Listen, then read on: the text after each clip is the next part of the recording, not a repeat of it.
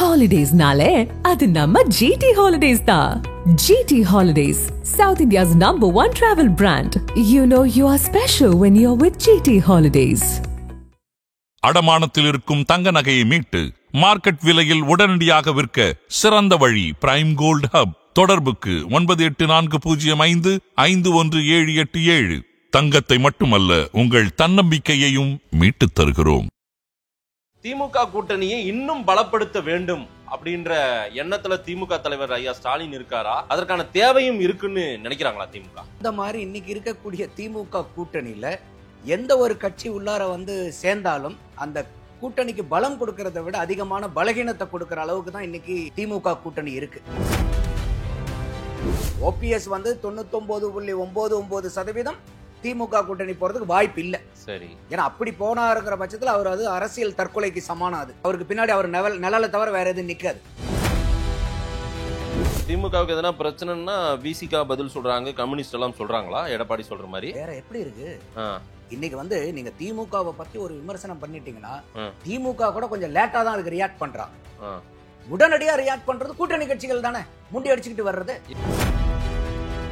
விஜயகாந்த் அவர்களுடைய படத்தை மற்ற அரசியல் கட்சிகள் பயன்படுத்தினா அது தேமுதிகக்கு பெருமையா சிறுமையா? பெருமை தானே. நம்மளுடைய இல்ல சார், ஒரு கட்சி இருக்கு, எங்களுக்கு ஒரு அடையாளம் இருக்கு, அவருதான் எங்க அடையாளம், எங்க அடையாளத்தை நீங்க பறிச்சுக்கிட்டீங்கன்னா எப்படின்றதுதான் அவருடைய வாதம். அப்ப இன்னைக்கு விஜய் அவர்கள் மாநாட்டுல ஒரு விஜயகாந்தனுடைய போட்டோவை வச்சு மாலையும் மரியாதையும் செஞ்சுட்டா இங்க தேமுதிக வாக்கு பூரா விஜய்க்கு போயிடணும் நீங்க பயப்படுறீங்கன்னா, நீங்க விஜயகாந்தனுடைய ரசிகர்களை, தொண்டர்களை, கட்சி ஆட்களை எந்த அளவுக்கு நீங்க தக்க வச்சிட்டு இருக்கீங்கிற கேள்வி வருதுல. பாட்டாளி மக்கள் கட்சியை பொறுத்த வரைக்கும் அப்பாவும் பையனும் சண்டை போடுறது தேவையில்லாதது. இந்த வடிவேல் தான் ஒரு படத்துல சொல்றாரு, நீ புடுங்க ராணி பூரா தேவையில்லாதான் புடிங்க ஏறி அப்படின்பாரு.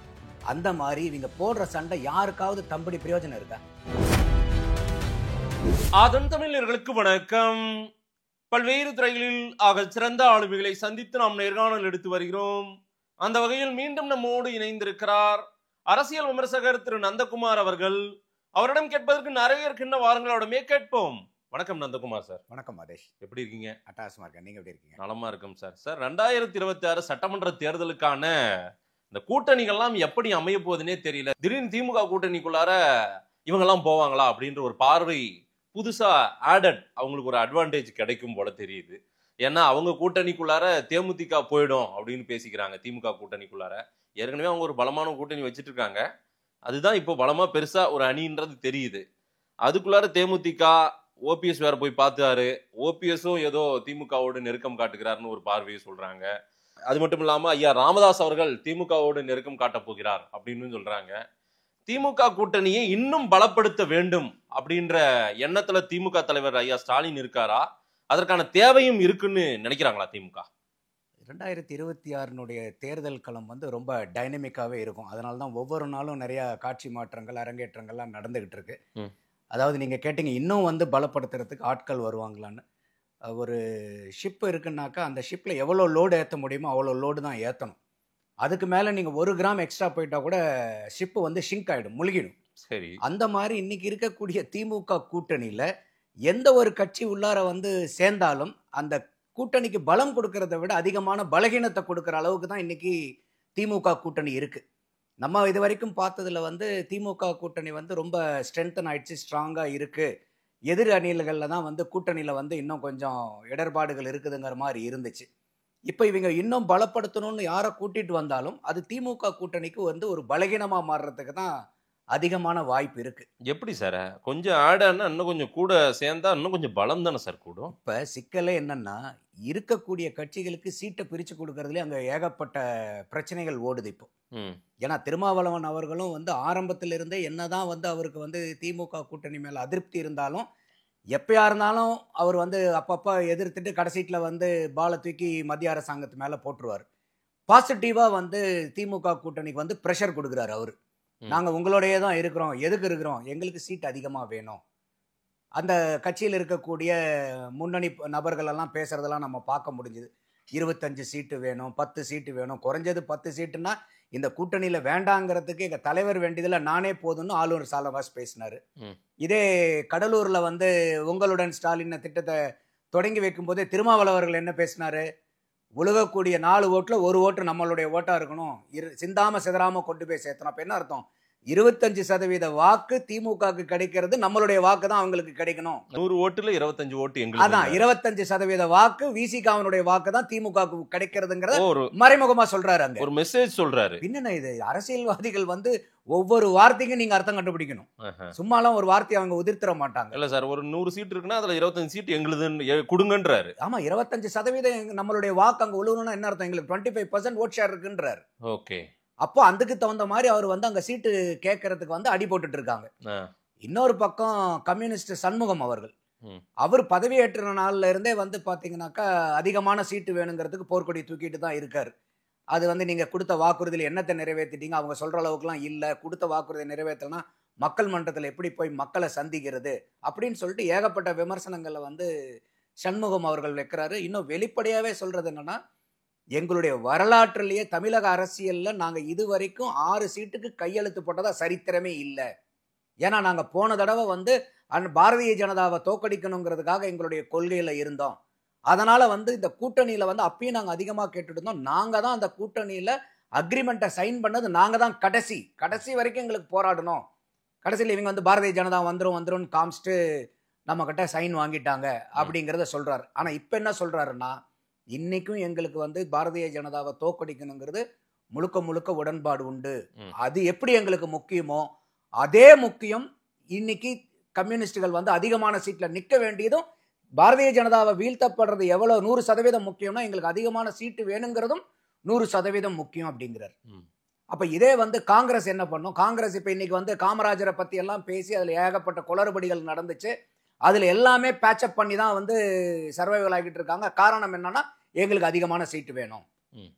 அவங்க காமராஜரை கூட அங்க வந்து ஒரு பயன்படுத்தி ஒரு சீட்டு அதிகமா வாங்குங்கிற அளவுக்கு காமராஜர் நிலைமையை கொண்டு வந்துட்டாங்க. இப்ப காமராஜரை கூட அவங்க காம்ப்ரமைஸ் பண்ணதுக்கு காரணம், எப்படியாவது இந்த கூட்டணியில இன்னைக்கு போன தடவை கிடைச்ச அந்த 25 சீட்டை விட அதிகமா வேணும் அப்படிங்கிறது. மதிமுக வைகோ அவர்கள் என்ன பேசுறாரு? எங்களுக்கு அங்கீகாரம் வேணும்னா அட்லீஸ்ட் நாங்க ஜெயிக்கிறதுக்கு உண்டான சீட்டு, அதுக்கு உண்டான நாங்க நிக்கிறதுக்கு உண்டான சீட்டு வேணும் அப்படின்னு மதிமுக இன்னொரு பக்கம் கோவப்படுறாரு. ஆனா நான் அவ்வளவு சீட்டு கேட்பேன்னு தெரியுமா, அவ்வளவு சீட்டு கேட்டேன்னு தெரியுமா அப்படின்னு பத்திரிகையாளர்கள் கிட்ட பதறாரு. ஆனா அதுக்கப்புறமே என்ன சொல்றாருன்னாக்கா, கோவம் கூட படல, பதறாரு. ஸ்டாலின் ஐயாக்கு இந்த தகவல் தெரிஞ்சுட்டா என்ன ஆயிரப்போகுதுங்கிற அளவுக்கு பதறாரு. ஆனாலும் அவர் என்ன சொல்றாரு, அவர் சன்னை காமிச்சு அவர் வந்து அன்னைக்கு சொன்னார். என்ன காரணம்னா, நாங்களும் அங்கீகரிக்கப்பட்ட கட்சியா மாறணும், எத்தனை வருஷமா நாங்க இருக்கோம், அப்ப அங்கீகரிக்கப்பட்ட கட்சியா நாங்க மாறணும்னா அதுக்குண்டான வாக்கு சதவீதத்தை வாங்குற அளவுக்கு அதிகமான சீட்ல நாங்க நிக்கணுங்கிற அடிப்படையில் அவரு உங்களுக்கு பதில் சொன்னாரு. இல்ல சார், இங்கே இவ்வளவு அப்ப சிக்கல் இருக்குது. இவங்களுக்கு எல்லாம் சீட்டு எண்ணிக்கை கூடுதலா கொடுத்தாக வேண்டிய தேவை கட்டாயம், ஒரு சிக்கல் திமுகவுக்கு இருக்கு. அப்படி இருக்கும்போது தேமுதிக போய் பாக்குறதெல்லாம் சும்மா ஒரு பார்கெனிங், எதிர்முகாமில் ஒரு பார்கெனிங் பண்றதுக்காக மட்டுமே போறாங்களா, அல்லது இல்ல கூட்டணியாவே அமைய வாய்ப்பு இருக்கா திமுக அலைன்ஸ்குள்ளார? கூட்டணியா அமையறதுக்கு வாய்ப்பு, இப்ப நான் சொன்ன கணக்கெல்லாம் கூட்டி கழிச்சு பாத்தீங்கன்னா வாய்ப்பு கம்மி தான். தேமுதிகவுக்கு உள்ளார போறதுக்காகட்டும், இல்ல பாட்டாளி மக்கள் கட்சி உள்ளார போறதுக்காகட்டும். பாட்டாளி மக்கள் கட்சினா இப்ப ராம்தாஸ் அவர்கள், அன்புமணி ராமதாஸ் அவர்கள் தான் பாரதிய ஜனதா கூட தான் ஆல்ரெடி ஐக்கியமாயிருக்காருல்ல. அதனால வந்து அவர் இந்த இடத்துல, ஏன்னா அவர் போற இடத்துல பூரா அவர் விமர்சனம் பண்ணிட்டு இருக்கிறது திமுகவை தான் அதீதமா விமர்சனம் பண்ணிட்டு இருக்காரு. 2 பாமக தான் இனி அவங்க அப்பா சொல்லிட்டு இருக்கிறது அதுதான். அவரே வந்து இப்ப சமீபமா கொடுத்த பேட்டியில கூட என்ன சொல்றாரு, என் பையனைய தலைமொழிகிட்டங்கிற அளவுக்கு பேசுறாரு, என்னை ஒட்டு கேட்டுட்டு இருக்காங்கன்றாரு. அப்ப இது எந்த அளவுக்கு வந்து இவங்க 2 பேரும் இன்டகிரேட் ஆவாங்களாங்கிறது வந்து ஒரு $1 மில்லியன் கொஸ்டினா இருக்குது. அப்ப அந்த மாதிரி சூழ்நிலையில வந்து ஏற்கனவே இருக்கக்கூடிய கட்சிக்கு சீட்டை கொடுக்க முடியாத போது திமுக இன்னொன்னு கூட யோசிக்கலாம். இருக்கக்கூடிய கட்சிகள் நம்மளுக்கு வந்து இப்படி சீட்டு கேட்டு சிக்கல் பண்ணும் போது அவங்களுக்கு செக்மேட் வைக்கிறதுக்காக காங்கிரஸ்னுடைய செல்வ பெருந்தகையை விட்டு அப்பா ராமதாஸை போய் பாக்குறதும், அதே மாதிரி இன்னைக்கு அம்மையார் பிரேமலதா விஜயகாந்த் அவர்களை பாக்குறதும், ஓபிஎஸும் போய் அங்க வேற பாக்குறாரு. ஓபிஎஸ் வந்து 99.99% திமுக கூட்டணி போறதுக்கு வாய்ப்பு இல்லை. சரி, ஏன்னா அப்படி போனாருங்கிற பட்சத்தில் அவர் அது அரசியல் தற்கொலைக்கு சமானம். அது அவருக்கு பின்னாடி அவர் நிழலை தவிர வேற எதுவும் நிக்காது. ஸோ அந்த மாதிரி இருக்கிறனால அவர் அங்கே போறது வந்து வாய்ப்புகள் கம்மி. ஆனால் இந்த டைமிங் எல்லாம் பார்க்கும்போது காலையில் பார்க்கில் மீட் பண்ணுறாரு, அப்பயே விசாரிச்சிருப்பார்ல, எப்படி சார் இருக்கீங்க, ஹாஸ்பிட்டல் இருந்தீங்களே, வந்தீங்களே, போனீங்களே, எல்லாம் பேசியிருப்பாரு. அதுக்கப்புறம் மீட்டிங் நடக்குது, என்டிஏவோட கூட்டணியை மிரிக்கிறாரு. சாயந்தரம் வந்து மறுபடியும் திருப்பி முதல்வர் வீட்டுக்கு போறாரு. முதல்வர் வீட்டுக்கு ஏன் போனீங்கன்னு கேட்கும்போது 2 காரணங்களை சொல்றாரு. ஒன்று, ஸ்டாலின் அவர்கள் உடல்நலம் விசாரிச்சதுக்காக போனேன். ரெண்டாவது காரணம் வந்து அவருடைய அண்ணன் இறந்துட்டாரு, அதுக்காக துக்கம் விசாரிக்க போன 2 காரணத்தை சொல்றாரு. ஆனா எங்கேயாவது நம்மளுடைய தமிழ்நாட்டு கலாச்சாரத்துல துக்கம் விசாரிக்க போறீங்க எங்கேயாவது கூடையில வந்து மாம்பழம் வாங்கிட்டு போய் நீங்க பாத்திருக்கீங்களா? இவங்க கூடையில மாம்பழம் வாங்கிட்டு போறாங்க. ஓபிஎஸ்னுடைய கூட்டணி. எதுக்கு சார் அது தெரியல. அவரை பார்க்க போகும்போது கூடையில பணம் வாங்கிட்டு போறாங்க. எதுக்கு தான் அந்த சதிப்பு நடந்திருக்கும் தெரியல. அதுதான் தெரியல. அந்த இவர் சொல்றதுல வந்து ஒரு நாகரிகம் கருதி கூட பார்த்துருக்காங்கன்னு வச்சுக்கோங்க. ஏன்னா அரசியல் நாகரிகம் தமிழ்நாட்டில் இன்னைக்கு இருக்கிறத விட அதீதமா வளரணுங்கிறதுல ஒரு ஆசை எனக்கும் உண்டு. ஆனா இந்த டைமிங் தான் வந்து ராங் டைமிங்கா இருக்குது. காலையில பாக்குறீங்க, மிட் டேல வந்து நீங்க என்டிஏ கூட பிரேக் அலையன்ஸை பிரேக் பண்றீங்க, சாயந்தரம் வந்து பாக்குறீங்க 2 காரணம் சொல்றீங்க. ஆனா கூடையில ஒரு துக்கம் விசாரிக்க போறீங்க, யாராவது எதையாவது கொண்டு போவாங்களா அந்த வீட்டுக்கு? அந்த வீட்டுல இருந்து தான் எதையாவது எடுத்துட்டு வருவாங்களா? எதுவும் பண்ண மாட்டாங்க. அப்ப நான் வந்து நலம் விசாரிக்கப்பட்டு போனேன்னு மட்டும் சொல்லியிருந்தீங்கன்னா பரவாயில்ல, உடம்பு சரியில்லாம வந்தவருக்கு நான் பழம் வாங்கிட்டு போனேன்னு கூட சொல்லலாம், தப்பு இல்லை. ஆனா நீங்க துக்கம் விசாரிக்க போனதையும் ஒரு காரணமா சொல்லிட்டு கூடையில பழம் வாங்கிட்டு போனதை வந்து யாருமே ஏத்துக்க முடியாது. அப்ப இவங்க எல்லாமே ஏதாவது ஒரு வகையில யாரையாவது ஒருத்தருக்கு வந்து ஒரு செக் வைக்கணுங்கிறதுக்காக ஒரு நடவடிக்கை எடுக்கிறாங்க. ஆனா அது வந்து திமுகவே பண்ணுதா? இல்ல, திமுக வந்து இந்த மாதிரி நடக்கக்கூடிய நிகழ்வுகளை அவங்களும் ரசிப்பாங்க. காரணம் என்னன்னு கேட்டீங்கன்னா, இப்ப இன்னைக்கு பிரேமலதா அம்மையார் வந்து இவங்களை போய் பாக்குறாங்கன்னு என்ன ஆகும்? இது நாள் வரைக்கும் போன தடவை எலெக்ஷன்ல வந்து அதிமுக கூட கூட்டணியில் இருந்தீங்க, இப்ப நம்மளை வந்து பாக்குறாங்க, இப்ப நம்மளே பேசுறோம் இல்லையா, அவங்க திமுக கூட போவாங்க. அப்ப இந்த மாதிரி ஒரு சலசலப்பை ஏற்படுத்துறது திமுகவுக்கு லாபம் தானே.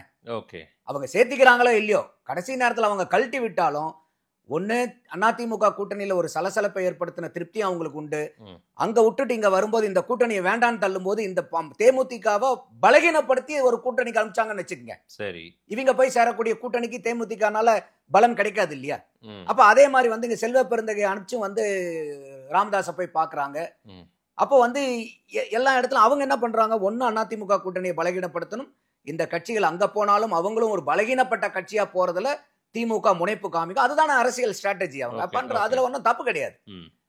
அடுத்தது இந்த இருக்கக்கூடிய கூட்டணிகள், இந்த கம்யூனிஸ்டுகள், காங்கிரஸ், விடுதலை சிறுத்தைகள்லாம் எங்களுக்கு சீட்டு வேணும் வேணும்னு இப்ப இருந்து அவங்க கொடி பிடிச்சிட்டு இருக்கறனால நீங்க போனாலும் எங்களுக்கு ஆல்டர்னேட்டிவ்ஸ் இருக்குன்னு காமிக்கிறதுக்காக உள்ளார இருக்கக்கூடிய கட்சிகளை வந்து மிரட்டுறதுக்கும் இந்த மாதிரி சந்திப்புகள் வந்து அவங்களுக்கு பயன்படும். இல்ல அப்படி ஒரு அதிருப்தி இருக்கிற மாதிரி தெரியல. நேத்தி கூட ஐயா சீஃப் மினிஸ்டர் போய் பார்த்துட்டு ஆணவ படுகொலைக்கு தனி சட்டம் இயற்றணும்ட்டு எல்லாம் ஒன்னாவே போயிட்டு நாங்கெல்லாம் பாருங்க ஒன்னாதான் இருக்கோம், உங்களோட தான் இருக்கோம் அப்படின்னு சொல்ற ஒரு மெசேஜ் தானே கொடுக்குறாங்க. அப்படிதானே பார்க்க முடியும். ஒன்னா போறதே ஒரு ஆபத்து தான். ஏன்னா இன்னைக்கு வந்து இப்ப யார் யார் போனது நேத்து? ரெண்டு கம்யூனிஸ்ட், திருமாவளவன், காங்கிரஸ் இல்லன்னு நினைக்கிறேன். இவங்களுடைய உறவு என்னையில இருந்து இருக்கக்கூடிய உறவு 2019 இருந்து இருக்குது. அதுக்கு முன்னாடி மக்கள் நல கூட்டணியில இருந்து இவங்க பயணிச்சிட்டு இருக்காங்க. ஆமா ஆமா, அது விட்டுருங்க சார். மக்கள் நல கூட்டணியில இருந்து இவங்க வந்து 3 பேரும் இன்டாக்டா இருந்தவங்க. இன்னும் மதிமுகவும் இவங்களோட தான் இருந்தவங்க. அப்ப என்னன்னா, நாங்க 3 பேரும் பிணைப்பா இருக்கிறோம். அப்ப எங்களுடைய கோரிக்கைகளை வந்து நீங்க நிறைவேற்றணும். இல்லன்னா நாளைக்கு இப்ப உதாரணத்துக்கு வந்து அது ஆணவ படுகொலைக்கு தனி சட்டம் சார், அதுக்கு போயிருக்காங்க. தப்பு இல்ல. எந்த ஒரு அரசியல் நிகழ்வுகள் வரும்போதும் ஒவ்வொரு நாளும் ஒவ்வொரு அரசியல் நிகழ்வும் அரசியல் கட்சிக்கு உண்டான ஒரு வாய்ப்பு. சரி, அவங்களை நிலைநாட்டிக்கிறதுக்கு, அவங்களுடைய ஸ்ட்ரென்த்தை காமிக்கிறதுக்கு ஒவ்வொரு நிகழ்வும் வாய்ப்பு தான். இதுல என்ன அரசியல் மெசேஜ் இருக்கு அப்போ? ஆமா, இப்ப உதாரணத்துக்கு ராமதாஸ் அவர்களை நீங்க உள்ளார கூட்டிட்டு வரீங்கன்னு வச்சுக்கங்க. ஏற்கனவே திரும்ப என்ன சொல்லியிருக்காரு, ராமதாஸ் அவர்கள் உள்ளார வந்தா நாங்க வெளியேறிடுவோம். பாமக இருந்தா விசிக, பாமக இருந்துச்சுன்னா கட்டாயம் விசிக இருக்காது அப்படின்னு சொல்லிட்டு. அப்ப திமுக கூட என்ன கணக்கு போலாம், சரி ஒரு தடவை விசிக வெளியே போனாலும் பாமக வருது, இப்ப விசிக வந்து 1% தான் ஓட்டு இருக்குது, கம்யூனிஸ்டுகளுக்கும் 0.9 பேர்த்தையும் சேர்த்துனா 3% தான் வாக்கு வங்கி இருக்கு. அவங்க 2021 தேர்தல் நம்பர் வச்சு கணக்கு போடுவாங்க. ஆனா ஒவ்வொரு கட்சிக்கும் எவ்வளவு வாக்கு சதவீதம் இருக்குங்கிறது வேற. அதிகமான சீட்டுகள் நிற்கும் போதுதான் அந்த வாக்கு சதவீதம் தெரியும். ஆனா அந்த மாதிரி இருக்கக்கூடிய சூழ்நிலையில இன்னைக்கு விசிக மட்டும் வெளியே போகுமா? போகாது. இன்னைக்கு கம்யூனிஸ்டுகளும் வெளியே போறதுக்கு வாய்ப்பு உண்டு. அப்ப பாருங்க, நாங்க 3 பேரும் இன்னைக்கும் ஒரே பிணைப்பா தான் இருக்கிறோம். நீங்க வெறும் எங்களை யாரையாவது ஒருத்தரை நீங்க, ஏன்னா ஒட்டுக்கா இருக்கிறவங்க நீங்க தனித்தனியா பிரிச்சுட்டீங்கன்னா ஒவ்வொரு கட்சியும் தனித்தனியா நீங்க மேனேஜ் பண்றது ஈஸி. எதையாவது ஒன்று சொல்லி நீங்க அவங்களை நெகோஷியேட் பண்ணிடலாம், கன்வின்ஸ் பண்ணிடலாம். 3 பேரும் ஒன்னா நின்று உங்ககிட்ட நெகோஷியேட் பண்றாங்கன்னு வச்சுக்கோங்க, அவங்களை அவ்வளவு சீக்கிரமா நீங்க கன்வின்ஸ் பண்ண முடியாது. சோ அந்த ஒரு தகவலை, மெசேஜை வந்து விசிகாவும் கம்யூனிஸ்டுகளும் திமுகவுக்கு ஒரு எடுத்துரைக்கிறதுக்காக நேத்தினுடைய மீட்டிங் இருக்கிறதாவும் நான் பாக்குறேன்.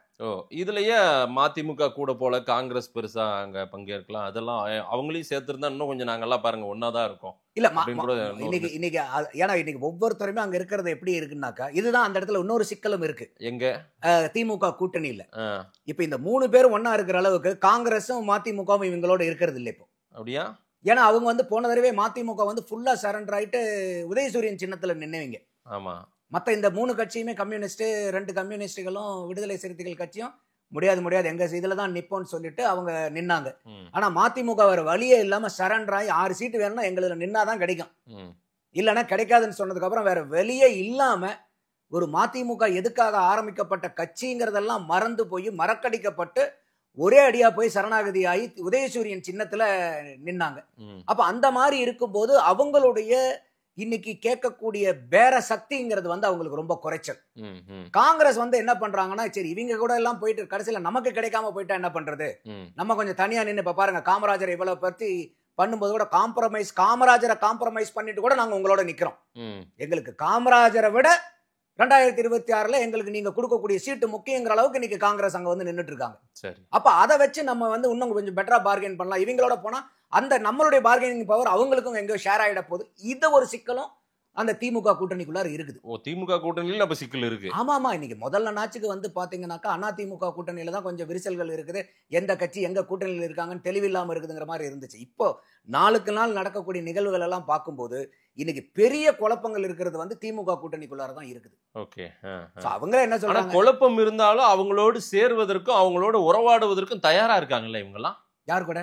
திமுகவோட அங்கதானே இருக்காங்க, இப்ப உறவாடிட்டு தானே இருக்காங்க. சரி, இன்னைக்கு இந்த மாதிரி வந்து சாதி ஆணவ படுகொலை, ஆனா பேச்சு கூட ஏடிஎம்கே பிஜேபி இருக்கிற பக்கம் போக மாட்டேன்னு சொல்றாங்க. போக மாட்டாங்க, அதுல அவங்க தெளிவா இருக்காங்க. இப்ப எப்படி வந்து விடுதலை சிறுத்தைகள் கட்சி வந்து பாட்டாளி மக்கள் கட்சி இருக்கிற இடத்துல நாங்க இருக்க மாட்டோமோ, அதே மாதிரி பாரதிய ஜனதா இருக்கிற பக்கமும் நாங்க இருக்க மாட்டாங்கிறாங்க. யாரு? விடுதலை சிறுத்தைகள் கட்சி. சரி, சோ அதனால வந்து அவங்க பாரதிய ஜனதா பக்கம் போறதும் இல்ல. அதே மாதிரி கம்யூனிஸ்டுகளுடைய கொள்கையாவும் அவங்க வந்து நாங்க மதவாத சக்தியை ஏத்துக்க மாட்டோங்கிறாங்க. சோ அதுல ரொம்ப ஸ்டாண்டர்டா இருக்காங்க. ஆனா இதுக்காக இப்ப இன்னைக்கு வந்து தமிழ்நாட்டுல பாரதிய ஜனதா வந்திருந்தா இத்தனை நாள் வந்து திமுக வந்து எல்லா கூட்டணியும் வந்து இழுத்து பிடிச்சு அவங்களுக்கு குறைவான சீட்டுகளை கொடுத்து, நல்லா யோசிச்சு பாருங்க, இன்னைக்கு வந்து 1% தான் விசிகாக்கு வாக்கு வங்கி இருக்குமா? கம்யூனிஸ்டுகளுக்கு வந்து 0.9%, 2 கம்யூனிஸ்டுகளுக்கும் இவ்வளவுதான் வாக்கு வங்கி இருக்குமா? அப்ப இந்த அளவுக்கு வந்து எப்படி, அதுதானே இன்னைக்கு இபிஎஸ் பேசுறாரு. கழுத தெரிஞ்சு கட்டருமான கதையா கம்யூனிஸ்டுகள் வந்து இன்னைக்கு தமிழ்நாட்டுல எங்க இருக்கிறாங்கன்னு தொலைவை பார்க்க வேண்டியதா இருக்குன்னு இபிஎஸ் இன்னைக்கு விமர்சிக்கிறாருல. அதுவும் திமுக விழுங்கிருச்சுன்னே சொல்றாரு. ஆமா, இது எல்லா கட்சிகளும் வந்து கூட்டணியில இதுல அடிமை ஆயிட்டீங்க அப்படின்றாரு. இல்ல அந்த அடிமை வார்த்தைகள் பயன்படுத்துறது தெரியல. அதுக்கு திருமாவளவன் அதுக்கு கம்யூனிஸ்ட் அடிமைன்னு சொன்ன உடனே அவருக்கு தான் தெரியும், ஏன்னா அவர் தான் அப்படி இருக்காருன்ற மாதிரி போகும். இல்ல இது வந்து அவங்க வைக்கக்கூடிய ஒவ்வொருத்தருக்கும், அதாவது எல்லா வினைக்கும் ஒரு எதிர்வினை வரும். சண்முகம் ஒரு கருத்தை வைக்கிறாரு, இபிஎஸ் அதுக்கு எதிர்வினை ஆற்றாரு. அதே மாதிரி முத்தரசன் வைக்கிறாரு, அதுக்கு அவர் எதிர்வினை ஆற்றாரு. அப்ப நீங்க வந்து அவர் என்ன சொல்றாரு, அதிமுக வந்து பாரதிய ஜனதா கூட கூட்டணி போகல, எடப்பாடி தான் கூட்டணிக்கு போயிருக்கிறாரு, என்ன கம்பல்ஷனோ தெரியலங்கும் போது இது ரொம்ப அதீதமான விமர்சனம். அப்ப அவர் இபிஎஸ் வந்து ஏறி அடிக்கத்தானே செய்வாரு அவரு. அவர் என்ன, அதை தான் சொல்றாரு, திமுகவை நாங்க விமர்சிட்டு இருக்கிறோம், கொண்டு வந்த சொன்ன போல் ப்ராமிசஸ் பூரா பொய் ப்ராமிசஸா மாத்திட்டீங்க, எதையுமே நிறைவேறல, நீங்க எதுவுமே வந்து போராடல, நாங்க வந்து இந்த மாதிரி 122 போராட்டங்களை வந்து நாங்க பண்ணிட்டு இருக்கோம், நீங்க வந்து மக்களுக்காக, அந்த காலத்துல எல்லாம் கம்யூனிஸ்டுகள் வந்து மக்களுக்காக இருந்தாங்க, ஏதாவது அவங்க தான் போராட்டம் பண்ணி மக்கள் கிட்ட ஏதாவது பிரச்சனைனா அரசாங்கத்துக்கு கொண்டு வரதே கம்யூனிஸ்டுகளா தான் இருந்தாங்க. இன்னைக்கு நீங்க அந்த இடத்துல வந்து நீங்க கூட்டணிக்கு கூவுற மாதிரி நீங்க அங்க போய் உட்கார்ந்துட்டீங்க. திமுகவை பேசினா இவங்க முதல்ல வந்து ஏங்க பதில் சொல்றாங்க அப்படின்னு கேட்கிறாரு. நான் வைக்கிற விமர்சனம் திமுக மேல, அதுக்கு முண்டி அடிச்சுட்டு இவங்க வந்து பதில் சொல்றாங்கன்னா அதை நான் இந்த கம்யூனிஸ்ட்களை நான் எப்படி எடுத்துக்கிறது அப்படிங்கறனால அவர் அந்த விமர்சனங்களை முன்வைக்கிறார். என்ன சார், திமுகவுக்கு எதனா பிரச்சனைனா விசிகா பதில் சொல்றாங்க, கம்யூனிஸ்ட் எல்லாம் சொல்றாங்களா எடப்பாடி சொல்ற மாதிரி? வேற எப்படி இருக்கு? இன்னைக்கு வந்து நீங்க திமுகவை பத்தி ஒரு விமர்சனம் பண்ணிட்டீங்கன்னா திமுக கூட கொஞ்சம் லேட்டா தான் அதுக்கு ரியாக்ட் பண்றாங்க. உடனடியா ரியாக்ட் பண்றது கூட்டணி கட்சிகள் தானே முண்டி அடிச்சுக்கிட்டு வர்றது. எதுக்கு? அது அவங்களுடைய கூட்டணி தர்மத்தை நிலைநாட்டுறதுக்காக. பாருங்க, நாங்க உங்களை எந்த அளவுக்கு நாங்க பாதுகாத்துட்டு இருக்கோம், நாங்க தான் வந்து உங்களுக்கு அரணா இருக்கோம். இன்னைக்கு திமுகவுக்கு எந்த விதமான விமர்சனம் வந்தாலும் உங்க மேல விழாத அளவுக்கு நாங்க போய் பாருங்க அடி வாங்கிட்டு நாங்க கேடயமா உங்களுக்கு பயன்பட்டு இருக்கோம். இந்த அளவுக்கு இருக்கக்கூடிய எங்களுக்கு வெறும் 6 சீட் நீங்க கொடுத்தா நியாயமா? என்ன சார் நீங்க வேற கிண்டலா சொல்றீங்க? வேற எதுக்குங்க? இல்லன்னா இன்னைக்கு வந்து வேங்கை வயல் பிரச்சனைய இன்னைக்கு யாரு மேல வந்து குற்றம் சாட்டப்பட்டிருக்கு? எதுக்காக இந்த போராட்டத்தை திருமாவளவன் அவர் போராடினாரா இல்லையா? இன்னைக்கு வந்து எங்க வந்து நிக்குது? யார் இன்னைக்கு குற்றம் சாட்டப்பட்ட நபர்களா இருக்காங்க? அதே மாதிரி இன்னைக்கு வந்து கம்யூனிஸ்டுகள் வந்து எவ்வளவோ போராட்டம் பண்ணாங்க. இன்னைக்கு வந்து பரந்தூர் விமான நிலையத்துக்கு உண்டான போராட்டங்கள்லாம் என்னாச்சு? அதே மாதிரி இந்த சாம்சங் ஆலைக்கு வந்து போய் போராடினாங்க, அதனுடைய பிரச்சனைகள்லாம் என்னாச்சு? எல்லாம் முடிஞ்சு போச்சா? அப்ப இத்தனை இருக்கும்போது எல்லா இடத்துலயும் நாங்க போராடுறோம், ரைட்டு, போராடிங்க, என்ன பலன் என்ன? இன்னைக்கு வந்து ஒரு எடப்பாடி நாங்க போராடி எங்கனால வந்து எதிர்கட்சியா இருக்கிறோம், நாங்க போராடத்தான் முடியும். ஆனா நீங்க கூட்டணியில இருக்கக்கூடிய கட்சி நீங்க அழுத்தம் கொடுக்கலாம்ல. துப்புரவு தொழிலாளர்கள் சொன்ன மாதிரி இப்ப சென்னையில குப்பை குளமாயிடுச்சு சார். சென்னை நிறைய நீங்க வந்து எல்லா ரோட்லயும் நீங்க நம்ம போற நடக்கலாம், நீங்க அந்த மூக்க பிடிச்சிட்டு தான் கிளம்பணும். இப்ப நம்ம அப்போ இன்னைக்கு வந்து ஒரு 4000 உடனே கம்யூனிஸ்ட் களத்துல இறங்கணும்ல. அதான் இபிஎஸ் கேக்குறாரு. திருமாவளவன் எளிய மக்களுக்கான குரல் கொடுக்குற தலைவன் போயிருக்கணும்லங்க. அப்ப இவங்க எல்லாம் வந்து ரொம்ப எலைட் பீப்புள் போல இருக்கு. துப்புரவு தொழிலாளர்கள் எலைட் பீப்புள், எளிமையான பீப்புளா இருந்தா தான் இவங்க எல்லாம் வந்து களத்துல நின்னுட்டு இருப்பாங்களே. இவங்க எல்லாம் அவங்கள வந்து துப்புரவு தொழிலாளர்கள் ரொம்ப எலைட் பீப்புளா பாப்பாங்க போல இருக்கு. அதனால வந்து அவங்க பிரச்சனை அவங்களே சமாளிச்சுட்டு கை விட்டுட்டாங்களே. அதுதான் இபிஎஸ் கேக்குறாரு. 5 நாளா சென்னையில நாத்தனாரிட்டு இருக்குது, நீங்க எங்க போனீங்க, யாராவது வந்து போராட்டம் வந்திருக்கீங்களா அப்படின்னு கேக்குறாரு. ஆதவர்ஜுனாவும் நிர்மல்குமாரும் போறாங்க போராட்ட காலத்துக்கு, இவங்க யாருமே போகணுமா இல்லையா? அப்ப நீங்க எளிய மக்களுக்கான பாதுகாவலர் நாங்கள் தான் சொல்லும் போது, குரலற்றவர்களின் குரலாக நாங்க தான் இருக்கிறேன்னு சொல்லும் போது எங்க போச்சு உங்க குரல் கட்டிக்கிச்சா? பேசுறது வெறும் காத்து தான் வருதா, வாய்ஸ் வரலையா? அப்ப 5 நாள் வந்து அவங்க வந்து இன்னைக்கு கார்பரேஷன்ல இருக்கக்கூடிய ஊழியர்களை வந்து நீங்க வந்து பிரைவேட்டைசேஷன் பண்றீங்க. அப்ப வந்து அந்த என்விரோங்கிற இதுல வந்து நீங்க கான்ட்ராக்ட் எம்ப்ளாயிஸா மாற போறாங்க. அப்ப அந்த இப்போ இன்னைக்கு கார்பரேஷன்ல இருக்கக்கூடிய எம்ப்ளாயி கான்ட்ராக்ட் எம்ப்ளாயா மாறினா அவங்களுக்கு அனுகூலங்கள் ஜாஸ்தி கிடைக்குமா, கம்மியா கிடைக்குமா? எவ்வளவு கம்மியா கிடைக்கும்? இன்னைக்கு அவங்களுக்கு சம்பளம் ஒரு நாளைக்கு 700 ரூபாய். இதே கான்ட்ராக்ட் போகும்போது வெறும் 600 ரூபாய் தான் அவங்களுடைய சம்பளம். மற்றபடி இன்னைக்கு வந்து கார்பரேஷனுடைய எம்ப்ளாயா இருக்கும்போது ஏகப்பட்ட சலுகைகள் இருக்கும். இங்க கான்ட்ராக்டுக்கு போகும்போது உங்களுக்கு சலுகைகள் இருக்காது, வரலன்னா வராதனால கூட உங்களுக்கு பணத்தை கொடுக்க மாட்டான். அப்ப இந்த மாதிரி எத்தனையோ இழப்புகள் இருக்கு. இல்ல சார், நம்மள சுத்தப்படுத்துறவங்க அவங்கதான். நீங்க ஊரே குப்பையா கொரோனா டைம்ல தெய்வமா பார்த்தோம் நம்ம எல்லாரும். இன்னைக்கு வந்து நம்ம எல்லாம் உயிர் காத்து சுவாசிச்சுட்டு நம்ம வாழ்ந்துகிட்டு இருக்கோம்னா அதுக்கு முக்கியமான காரணம் துப்புரவு தொழிலாளர்கள். அவங்க இல்லைன்னா இன்னைக்கு நீங்களும் நானும் உயிரோட உட்காந்து பேசிட்டு இருக்க முடியாது. அப்ப உங்களுக்கு தேவையா இருக்கும்போது போல அன்னைக்கும் வந்து ஏகப்பட்ட சிரமங்களை சமாளிச்சுக்கிட்டு, ஏன்னா அவங்களுக்கு குடும்பம் இல்லையா, குட்டி இல்லையா, அவங்களுக்கு போனா ஐயோ உயிர் போயிருங்கிற பயம் இல்லையா. இத்தனைக்கு நம்ம கழட்டி போடுற மாஸ்க், கழட்டி போடுற எல்லா கன்றாவையும் அவங்க தானே கிளீன் பண்றாங்க. இதுல இந்த இரவு நேரங்கள்ல துப்புரவு பணியாளர்கள் வேலை செய்யறாங்க சார். அதுல வந்து நிறைய இந்த அதிவேகமா வண்டி ஓட்டுவாங்க நைட்ல. இந்த பசங்க எல்லாம் பாத்துருக்கீங்களா? அது சென்னையில நிறைய ரேசிங் போறதுக்குன்னே போறது, இவங்க தட்டி விட்டு போயிருவாங்க. நிறைய விபத்துக்கள், அதுல நிறைய பேர் உயிரிழப்பு. அப்பா இந்த அளவுக்கு வந்து ஒரு அடக்குமுறைக்கும் ஒடுக்குமுறைக்கும் படக்கூடிய ஒரு நபர்களை, அந்த தொழிலாளர்களை காப்பாத்துறதுக்கு நீங்க வந்து முன்னாடி நிக்கலன்னா அவர் இபிஎஸ் கேட்கிற கேள்வி நியாயம் தானே? அப்ப இந்த மாதிரிலாம் நீங்க இருக்கும்போது எங்க போச்சு உங்களுடைய போர்க்குணம் அப்படின்னு அவர் கேட்கிறார். அப்ப அந்த காலத்துல அரசாங்கங்களுக்கு மக்கள் பிரச்சனை தெரியலனா கூட அதை கொண்டாந்து காமிக்கிறீங்க கம்யூனிஸ்டுகளா இருந்தாங்க, பாராட்டுறாரு அவரு. அப்படி இருந்த கம்யூனிஸ்ட் இன்னைக்கு இப்படி வந்து கார்பரேட்டுக்கு குரல் எழுக்கிற அளவுக்கு இன்னைக்கு வந்து கார்பரேட் கம்யூனிஸ்டுகளா மாறிட்டீங்கிற அளவுக்கு அவர் சொல்றாரு இப்போ. சோ அப்போ இது எல்லாம் பார்க்கும்போது இது வந்து திமுகவுக்கு ஒரு பெரிய சிக்கல் தான் அது வந்து கொண்டு வருது. அப்ப என்ன பண்றாருனாக்கா அவர் வந்து அந்த கூட்டணி கட்சிகளையும் வந்து அம்பலப்படுத்துறாரு. திமுக கூட இருக்கக்கூடிய கூட்டணி கட்சிகள் எப்பேற்பட்ட கூட்டணி கட்சிகளா இருக்குது, அவங்களும் வந்து கூட்டணிக்கு கூட்டிட்டு வர்றதான் பார்த்துட்டு இருந்தாங்க. இபிஎஸும் வாங்க நாங்க ரெட் கார்பெட் விரிக்கிறோம்லாம் சொன்னார். நீங்க வாங்க, திருமாவளவன் வாங்க, கம்யூனிஸ்டுகள் வாங்க அப்படின்னாரு. அப்போ இன்னைக்கு வந்து இவங்க இபிஎஸ் மேலேயே வந்து ரொம்ப தரக்குறைவான விமர்சனம் பண்ணும்போது இனிமேல இவங்களை நம்ம விமர்சிக்காம இருக்க முடியாது, இவங்களுடைய டபுள் ஸ்டாண்டர்டை அம்பலப்படுத்தி ஆகணும்னு சொல்லிட்டு அவர் எடப்பாடி வந்து பேச ஆரம்பிச்சிட்டார். அப்ப அதை வந்து இவங்களுக்கு பதிலுக்கு பதில் தக்க பதிலடி வந்து அவர் கொடுக்குறாரு. பட் என்னதான் இருந்தாலும் கடைசியா யார் வின் பண்ண போறாங்க, யார் பலமாக போறாங்க அப்படின்றதுதான் தேவை. அதை பலப்படுத்துவதற்கு என்ன பண்ணணும்? ஏன்னா கடந்த முறை பாமகவோ தேமுதிகவோ ஏடிஎம்கே பிஜேபி பக்கம் இருந்தவங்க அவங்கெல்லாம் இன்னும் இந்த பக்கம் போவே இல்லை இப்போ, ரைட்டுங்களா? கண்டிப்பா அவங்கெல்லாம் இப்ப திமுக முகாமை வந்து நெருக்கம் காட்டுறாங்க, அங்க போய் பேசுறாங்கன்னு போது இதையெல்லாம் சரிப்படுத்த வேண்டிய தேவையும் அதுதான். அந்த கடைசியா வெற்றின்றது ஒண்ணு பெறணும்னா இதெல்லாம் பண்ணணும். அதுக்கு என்ன பண்ண போறாங்க இந்த அலைன்ஸ், என்டிஏ அலைன்ஸ் என்ன பண்ண போறாங்க? அதான் சொன்னேன், இப்ப இன்னைக்கு திமுக வந்து அங்க ஜாம் டைட் பேக்டு, ஃபுல்லா பேக்டு. இப்ப நீங்க மாத்தி தேமுதிகவை உள்ள எடுத்தீங்கன்னா இப்ப என்ன செய்திகள் எல்லாம் வெளியே வருது, உண்மையா பொய்யான்னு தெரியாது. 9 சீட்டு வந்து தேமுதிகவுக்கு வந்து டிஎம்கே ஓகே சொன்னதாகவும் இவங்க 15 சீட்டு வரைக்கும் கேட்டு இப்ப 12 சீட்டுக்கு பேரம் நடத்திட்டு இருக்காங்க அப்படின்னு சொல்றாங்க. இப்ப இந்த 9 சீட்டு இவங்க கொடுக்குறாங்கன்னா கூட யாருக்கிட்ட இருந்து எடுத்து கொடுப்பாங்க? இல்ல அது ஒரு விஷயமா கூட இருக்கட்டும். 9ன்றதும் 12 கேக்குறாங்க, 9 இவங்களுக்கே 9 தேமுதிகன்னா விசிகா எங்களுக்கு வந்து கொடுங்க 15 கொடுன்னுவாங்க. அதான் சொல்லுவாங்க. காங்கிரஸ் எனக்கு 35 கொடுன்னுவாங்க. ஆமாவா?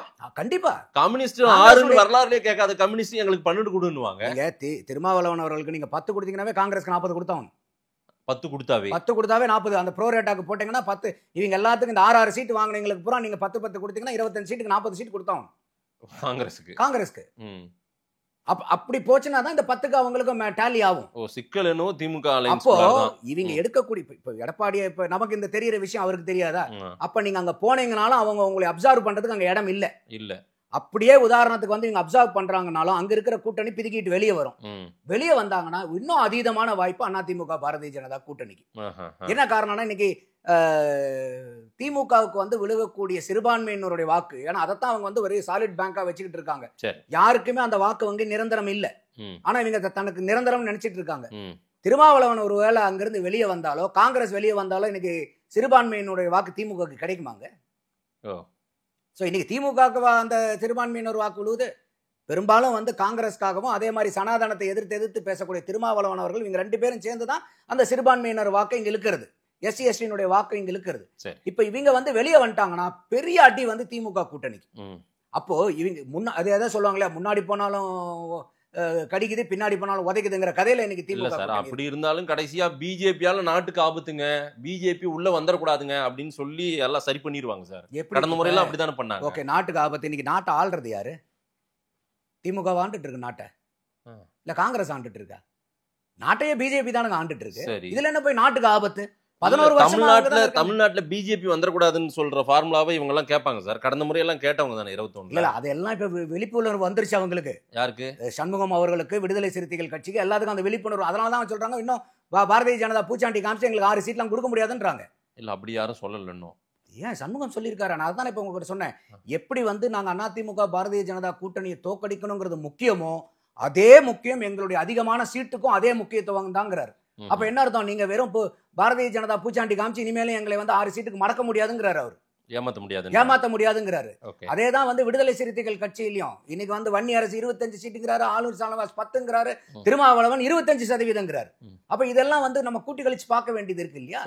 அப்ப இந்த மாதிரி எல்லாம் நீங்க நடவடிக்கைகள் நடந்துகிட்டு இருக்கும் போது அது அவங்களுக்கும் ஒரு ஆதாயமா தானே முடியும். அதிமுக பாரதிய ஜனதா கூட்டணிக்கு பார்க்கலாம் என்ன ஆதாயம், என்ன விஜய் ஃபேக்டர், அதையும் நம்ம பேச வேண்டிய தேவை இருக்கு. அதில் ரொம்ப முக்கியமா தேமுதிகவினுடைய தலைவராக இருக்கக்கூடிய பிரேமலதா விஜயகாந்த் அவர்கள் வந்து விஜயகாந்த் படத்தை வேற எந்த கட்சிகளும் பயன்படுத்தக்கூடாது அப்படின்ற ஒரு ஸ்டேட்மெண்ட் எல்லாம் சொல்லியிருக்காங்க. இது விஜய்க்காக தான் சொல்லியிருக்காங்க அப்படின்ற ஒரு பார்வையை வெளிப்படுத்துறாங்க. ஏன்னா 25ஆம் தேதி மாநாடு நடக்கிறதா இருந்தது, அது 21ஆம் தேதியா முன்கூட்டியே நடக்குது. இப்ப போலீசார் கேட்டுக்கொண்டதின்படி முன்கூட்டியே ஒருவேளை 25ஆம் தேதி மாநாடு மதுரையில் நடந்திருந்தா விஜயகாந்துக்கு அந்த மாநாட்டு மேடையில ஒரு மரியாதை செலுத்தலான்னு இருந்த அந்த தகவல் தெரிஞ்சுதான் இப்ப வந்து இந்த அனௌன்ஸ்மெண்ட்டை விஜய்க்காக வெளியிட்டதாகவும் சில பார்வையை சொல்றாங்க. ஆனா விஜய்க்காக சொல்லலாம் நாங்க யாருமே பயன்படுத்தக்கூடாது அப்படின்னு அவங்க சொன்னதா பொதுவா சொல்றாங்க. 21ஆம் தேதியுமே ஒரு மாநாடு நடந்தாலும் விஜயகாந்துக்கு ஒரு மரியாதை செலுத்த வாய்ப்பு இருக்குது, அதனால இப்படி சொல்றாங்கன்றாங்க.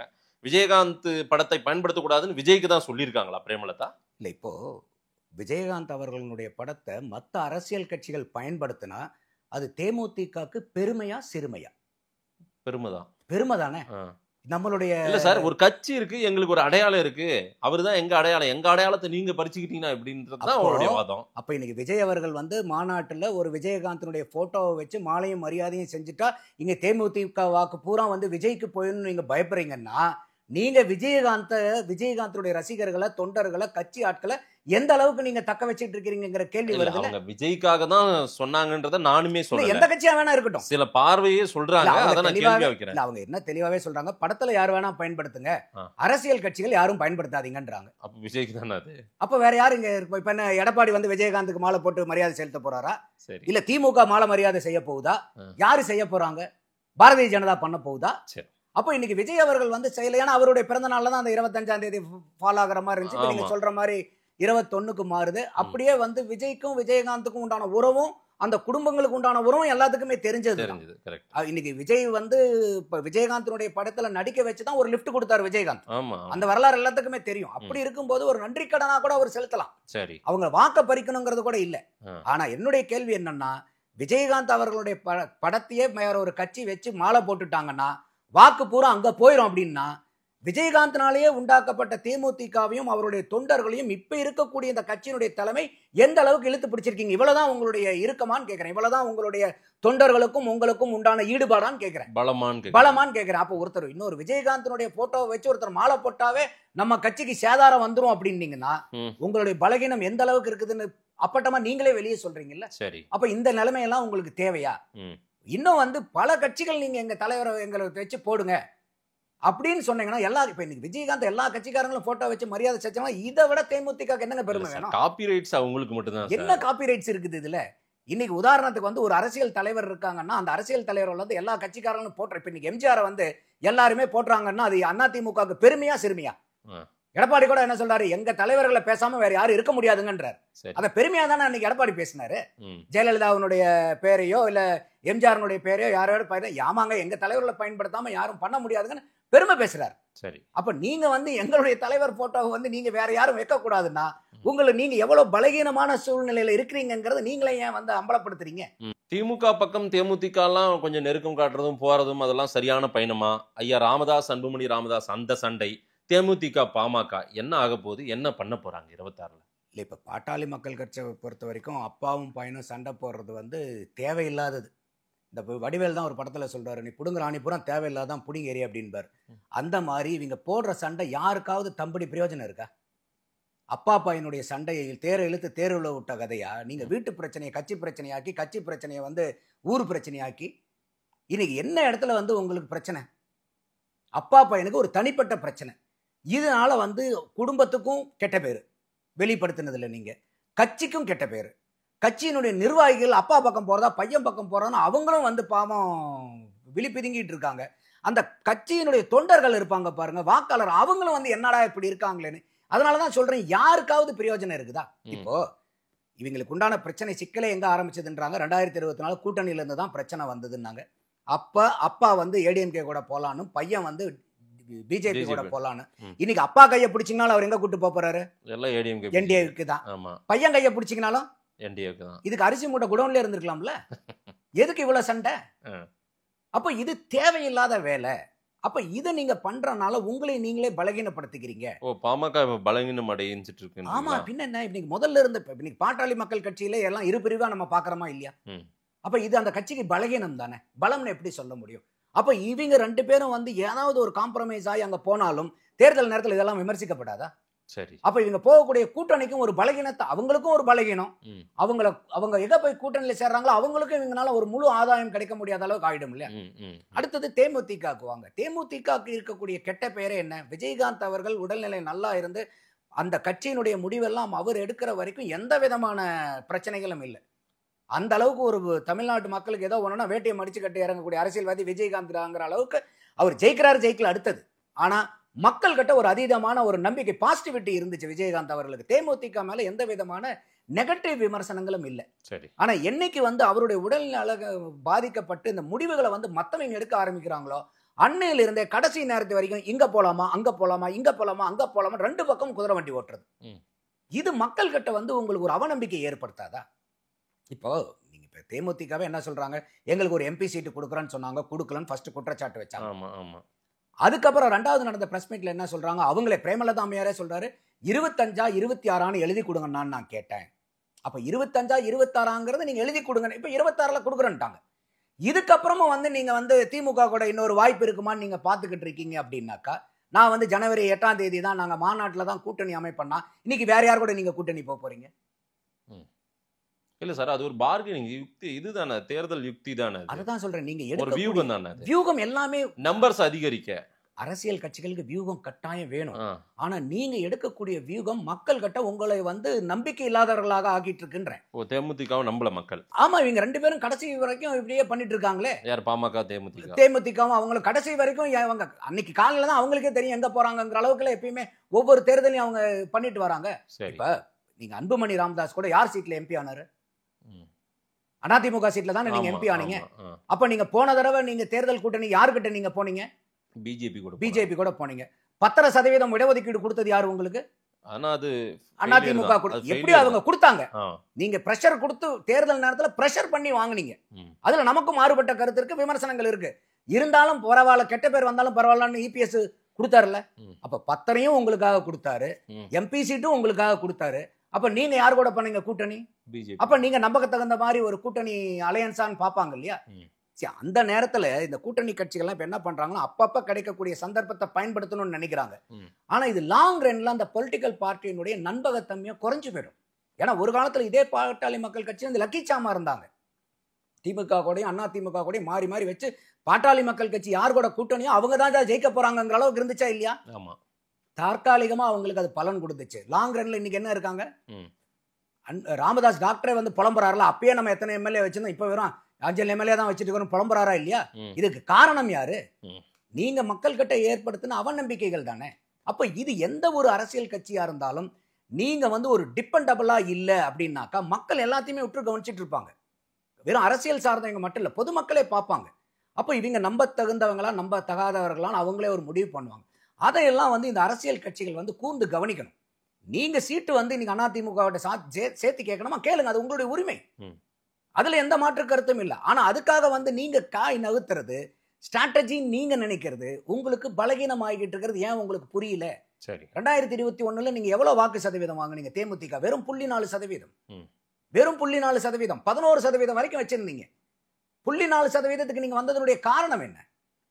கம்யூனிஸ்டுகள் எப்படி இருந்தா கம்யூனிஸ்ட் இன்னைக்கு இப்படி ஆயிடுச்சுன்னு சொல்றாங்களே, இதுக்கு உண்டான காரணம் என்ன? சரி. அப்போ பாட்டாளி மக்கள் கட்சி எப்படி இருந்து நீங்க இப்ப இன்னைக்கு எப்படி இருக்கீங்க? அப்ப இது எல்லாம் மக்கள் பார்த்துக்கிட்டு இருக்காங்கல்ல. அப்ப இனி நாச்சுக்கு உங்க மேல நம்பிக்கை வர அளவுக்கு, மக்கள் பொது வாக்காளர்களுக்கு நம்பிக்கை வர அளவுக்கு உங்களுடைய அரசியல் முன்னெடுப்புகளை எடுங்க. இப்ப இன்னைக்கு எல்லாருமே வந்து ஊர்வலம் போறாங்க, யாத்திரை போறாங்க, மக்கள் எல்லாம் சந்திக்கிறாங்க. என்ன எலெக்ஷன்களுக்கு 10 மாசத்துக்கா? இவ்வளவு நாள்லாம் எங்க இருந்தீங்க? அப்பெல்லாம் மக்கள் பிரச்சனை எல்லாம் நீங்க பேசணுமா இல்லையா தொடர்ந்து? இது எடப்பாடியும் சொல்றீங்களா, கேக்குறீங்களா? எடப்பாடி அவர்கள் வந்து எதிர்க்கட்சியா இருந்து எல்லாத்துக்கும் போராடுறாங்கன்னு வச்சுக்கோங்க. இன்னுமே என்னுடைய விமர்சனம் என்னன்னா, எடப்பாடி இன்னுமே அதிகமா போராடி இருக்கணும். சரி. ஃபர்ஸ்ட் 2.5 வருஷம் வந்து அமைதியா இருந்துட்டாங்க. இப்ப இதே வந்து திமுக வந்து எதிர்க்கட்சியா இருக்கும்போது எப்படி இருந்துச்சு? எந்த அளவுக்கு பேசப்படும்? அந்த அளவுக்கு முதல் 2 வருஷத்தை வந்து எடப்பாடி அவர்கள் கோட்டை விட்டுட்டாருங்கிறது என்னுடைய விமர்சனம் தான். இப்ப கொஞ்சம் முடிச்சிட்டு இந்த கடைசி இந்த 2.5 வருஷத்துல வந்து ஒரு நல்ல பெரிய அளவுக்கு அவங்க வந்து போராட்டங்களை வந்து முன்னெடுத்துக்கிட்டு இருக்காங்க. சரி. அப்போ இந்த மாதிரி மீதி இருக்கக்கூடிய அரசியல் கட்சிகள் எல்லாமே நாங்க எங்க தொண்டர்களை சந்திக்கணும், தொண்டர்களுக்கு மதிப்பு கொடுக்கணும். எங்க இத்தனை நாளா எங்க போயிட்டாங்க? இன்னைக்கு தான் புதுசா கட்சி ஆரம்பிச்சிருக்கீங்களா? இன்னைக்கு தான் நிர்வாகிகளை புதுசா அப்பாயிண்ட் பண்ணிருக்கீங்களா? இனிமேல் தான் அவங்களுடைய கருத்துக்கள் எல்லாம் நீங்க தெரிஞ்சுக்கணுமா? அவங்களுடைய எண்ண ஓட்டங்களை புரிஞ்சுக்கணுமா? அப்ப நீங்க தொடர்ந்து 365 நாளும் நீங்க அரசியல் பண்ணிட்டு உங்க கட்சியோட உங்க நிர்வாகிகளோட தொண்டர்களோட உறவாடிக்கிட்டு இருந்தா நீங்க இன்னைக்கு இப்படி பேச வேண்டிய சூழ்நிலையே வராதுல்ல. இன்னைக்கு அன்புமணி உரிமை மீட்புன்னு அவரு ஒரு பயணம் போயிருக்காரு. பிரேமலதா விஜயகாந்த் அவங்க ஒரு பயணம், மக்கள் பயணம். அடுத்து நயனார் நாகேந்திரனும் போறேன்றாரு. விஜய் வேற சுற்றுப்பயணம், மாநாடு முடிஞ்சு அவர் செப்டம்பர் டு டிசம்பர் போறாரு. அவர் வேற போறாரு. எல்லாரும் போறாங்களா சார்? அப்போ என்ன ஒண்ணுன்னா, நீங்க அந்த மக்களுக்கு உண்டான அரசியலை 365 நாளும் செய்யணுங்கிறது தானே மக்களுடைய எதிர்பார்ப்பு. 365 நாளுமா வெளியே சுத்தணும்? ஏன் நீங்க அதனால அரசியல்வாதியினுடைய கடமை என்ன? ஓகே, அரசியல்வாதினாவே என்னங்க? நீங்க மக்களுக்காக மக்களோட நிக்கிறது தானே. இப்ப விஜய் அவர்கள் மேலே நமக்கு என்ன விமர்சனம் வருதுன்னா, அவர் செய்யக்கூடியது நிறைய இடத்துல பாராட்டுறோம், விமர்சிக்கிறோம். மக்களிடம் செல், மக்களோடு இரு, மக்களிடம் படின்றாரு. யாருக்கு? அவங்க தொண்டர்களையும் அவரையும் சொல்லிக்கிறாரு. அவரும் போகணும்ல. ஆமா, அவரு தான் போறாரு. இப்ப போக போறாரு. இன்னைக்கு போயிருக்கணுமா இல்லையா? ஓகே. இப்ப இன்னைக்கு வந்து 120 மாவட்ட செயலாளர்கள் இருக்காங்க இல்லையா? எத்தனை மாவட்ட செயலாளர்களை வந்து அவர் ரொட்டேஷன் பேசிஸ்ல எவ்ரிடே அவர் எத்தனை பேர்த்த மீட் பண்றாரு? பனையூர் ஆபீஸ்ல ஒரு கட்சி தலைவரா. இப்ப ஷூட்டிங் எல்லாம் முடிஞ்சு போச்சு இல்ல? இன்னைக்கு ஷூட்டிங் எல்லாம் முடிஞ்சு 2 மாசத்துக்கு மேல ஆயிடுச்சு. இந்த 2 மாசத்துல எத்தனை கட்சியினுடைய நிர்வாகிகளை வந்து அவர் தினந்தோறும் சந்திச்சு பேசுறாரு? நீங்க ஊர்வலம் இது யாத்திரை போறது வந்து நீங்க செப்டம்பர்ல போங்க. இந்த கடந்த 2.5 மாசமா எத்தனை பேர்த்த நீங்க சந்திச்சிருக்கீங்க? அதெல்லாம் நீங்க சந்திச்சீங்கன்னா இன்னும் உங்களுக்கு வலு கிடைக்கும்ல. சரி. அப்போ நீங்க ஒரு மக்களுக்கான அரசியலை நீங்க முன்னெடுக்கும் போது நீங்க தினந்தோறும் இல்ல மக்களுக்காக போராடணும். அப்ப அந்த மாதிரி ஒவ்வொரு கட்சியும் செய்யும் போது மக்கள்கிட்ட ஆட்டோமேட்டிக்கா நம்பிக்கை வரப்போகுது. 26 தேர்தல் எப்படி இருக்கும் உண்மையிலே உங்களுடைய பார்வை? இன்னைக்கு இருக்கக்கூடிய தேர்தலில் வந்து ரொம்பவே வந்து இன்னைக்கு இருக்கக்கூடிய கணிப்பு பிரகாரம் ரொம்ப டக் ஆஃப் வார் தான். ஓகே. இது வந்து எந்த ஒரு கூட்டணிக்குமே வந்து இல்ல இவங்க ஈஸியா ஜெயிச்சிருவாங்க அவங்க ஈஸியா ஜெயிச்சிருவாங்கங்கிற அளவுக்கு சூழ்நிலை இல்லை. சரி. இது வந்து ரொம்பவே ஒவ்வொரு கட்சியும் வந்து பிராயச்சித்தப்படணும், கடினமா உழைக்கணும். அந்த உழைப்பு எந்த அளவுக்கு வந்து மக்கள் கிட்ட கொண்டு போய் சேர்த்த போறாங்கிறது ஒவ்வொரு கட்சியினுடைய தலைவர்களுடைய வேலை, அதனுடைய நிர்வாகிகளுடைய வேலை. இது வந்து ஒவ்வொரு நாளும் நடக்கணும். இன்னும் எலெக்ஷனுக்கு 10 மாசம் இருக்குது, இல்லை 9 மாசம் இருக்குல்ல, 8 மாசம் இருக்கலாம், 6 மாசம் இருக்கலாம்னா நாட்கள் போயிடும். நீங்க எதிர்பார்க்கக்கூடிய பலன் உங்களுக்கு கிடைக்காம போயிடும். அதனால மக்களுக்காக நீங்க தினசரி உழைச்சிங்கன்னா மக்கள் உங்களுக்கு உண்டான பலனை கொடுக்கறதுக்கு என்னைக்குமே தயாரா இருக்காங்க. பார்க்கலாம் சார் என்ன நடக்குதுன்னு. நிறைய விஷயங்கள் ஒரு கலவையாவே நம்ம பேசியிருக்கிறோம். திமுக கூட்டணிக்குள்ளார புதுசா யாராவது ஆட் ஆக போறாங்களா அல்லது புதிய முகாமுக்கு வேற ஏதேனும் புதிய முகாமை அணுக போகிறார்களா என்பதையெல்லாம் பொறுத்திருந்து பார்க்கலாம். நீங்க உங்களுடைய பார்வை சொல்லியிருக்கீங்க. நேரில் வந்து நேரம் கொடுத்து பேசியமைக்கு நன்றி நந்தகுமார் சார். நன்றி மாதேஷ்.